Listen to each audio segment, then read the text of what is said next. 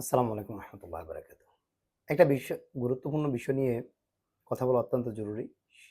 সেটা হচ্ছে machine readable fast food.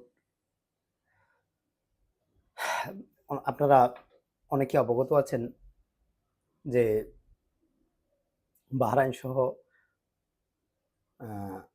বিশ্বের বিভিন্ন দেশেই এমআর ফাস্টফুড সরকার শতভাগ বন্ধ করে দিয়েছেন। এখন কথা হচ্ছে যে আপনারা যে এটা বন্ধ করে দিয়েছেন, এমআরপিটা বন্ধ করে দিয়েছেন, সর্বপ্রথম আপনাদের অত্যন্ত জরুরি সেটা হচ্ছে যেভাবে পাসপোর্ট আছে, এমআরপি আছে, ওইভাবে আপনারা ই পাসপোর্ট দেওয়ার ব্যবস্থা করুন। যদি সেটা না করতে পারেন তাহলে আপনারা এমআরপি বন্ধ করতে পারবেন না।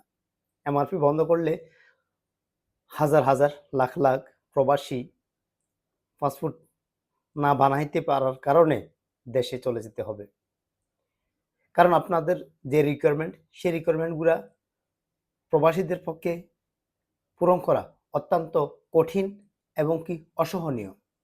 কারণ হচ্ছে একটা এমআরপি পাসপোর্ট বা একটা নিবন্ধন বা একটা কি জানি এটা এনআইডি বা যেটাকে আপনার ভোটার আইডি কার্ড বলেন, সেটা পরিবর্তন বা কোনো কিছু ঠিক করতে হলে তাকে কোথায় থেকে কোথায় যেতে হয়, কত জায়গায় নাকানি চুবানি খেতে হয়, সেটা যে এই সমস্যার মধ্যে পড়েছে সে ছাড়া আর কেউ বলতে পারবে না।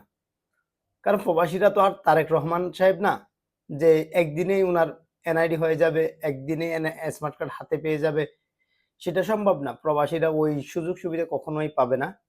তো প্রবাসীদের এই সমস্যাটা সলভ করার পরেই আপনারা এমআরপি বন্ধ করতে পারবেন।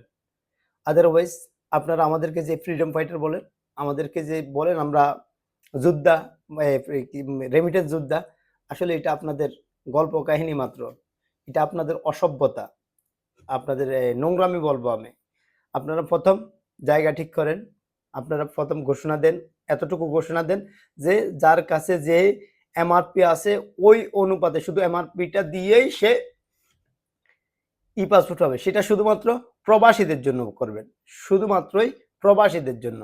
আমি আপনাদেরকে এতটুকু এটা বলবো না যে আপনারা প্রবাসী না শুধু এই বাংলাদেশের সবাইকে এইভাবে দেন, আমি সেটা বলবো না। যারা দেশে আছেন তারা যে কোনোভাবে যে কোনো ওয়েতে এটা ঠিক করতে পারবে, সময় লিঙ্গার হবে, লিঙ্গার হয়েও করা সম্ভব।